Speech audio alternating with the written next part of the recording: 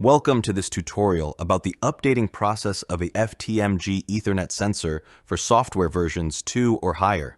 A device with software version 1 cannot be updated to version 2 or any higher software version. At first, you have to connect to the FTMg via web server and log in as maintenance. The password is Airflow Sensor. This will enable the firmware update tab. The firmware update file can be downloaded from support.sic.com.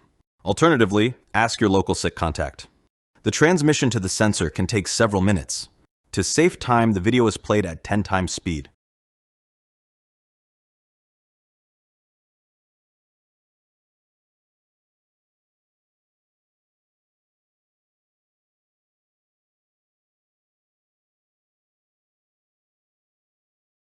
When the software update is confirmed, the FTMg switches itself off and installs the update.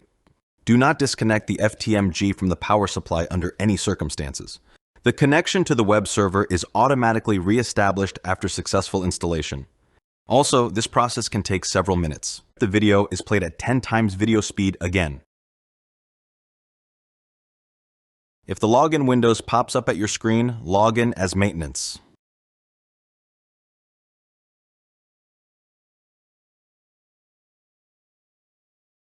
Here you can see the new software version. Now your FTMg update is complete.